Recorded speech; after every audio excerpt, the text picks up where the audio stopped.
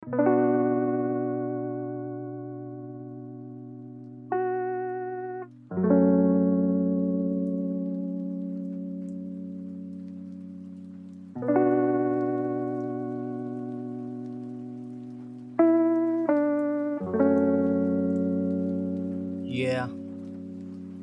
Hindi ko balak mang baon at dumura ng patapon. Ang nais ko lamang sabihin, humakbang ka paroon. Natural lang makaranas sa buong buhay ng tao. Yaan mong maging parte ng buo mong pagkatao. Kung ano man ang pagsubok na sa'yo'y dumarating, magpatuloy ka sa buhay at sagot ng panalangin. Karamihan sa iba'y hindi na nakaahon. Kanya-kanya yung problema, kanya-kanya din ang lamon. Manatiling matatag kung ano ka sa ngayon. Magbubunga ang lahat pagdating ng panahon. Naabot mo ang iyong nais, ito'y malampasan. Ikaw lang makakasagot at gagawa ng paraan. Kung ikaw ay nahirapan sa iyong nakaraan, hindi mo na to pinaabot, lalo na sa kasukdulan. Wala nang ibang hangad at magpatuloy lang sa buhay. Pinakita mong lumaban at doon ka nahahanay.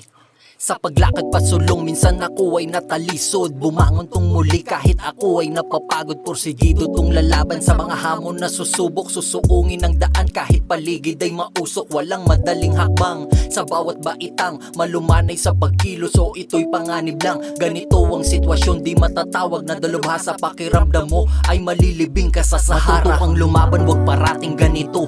Hindi dapat masira pagkatao mong buo. Huwag kang magpapaapekto kung ano ang suliranin. Mag-isip ka ng mabuti at yung di ka mabibitin. Lumagay ka sa maayos, yung may patutuguhan. Ganyan talaga ang buhay, kailangan mong lumaban. Patuloy lang ang lakad, tumaan man sa lubak. Tangan lagi ang pag-ibig mo kahit na mahirapan. Lalo ang katulad ko, wala na kung ibang mahihiling. Maging maayos ang lahat, yung hindi mo kang praning. Manalangin sa taas at ibulong ang saloobin. Pwede mo ring iiyak habang ikay nananalangin. Pagkatapos ng lahat, ikay lubos magpasalamat. Sa mga nagdaan na hamon ay hindi ka nagkalamat. Iba ang pakiramdam, lubos akong natutuwa. Wala naman pong imposible basta ba'y kasama siya. Sa paglakad pasulong, minsan ako ay natalisod. Bumangon tong muli kahit ako ay napapagod. Porsigido tong lalaban sa mga hamon na susubok. Susuungin ang daan kahit paligid ay mausok. Walang madaling hakbang sa bawat baitang malumanay sa pagkilos. So ito'y panganib lang, ganito ang sitwasyon. Di matatawag na dalubhasa, pakiramdam mo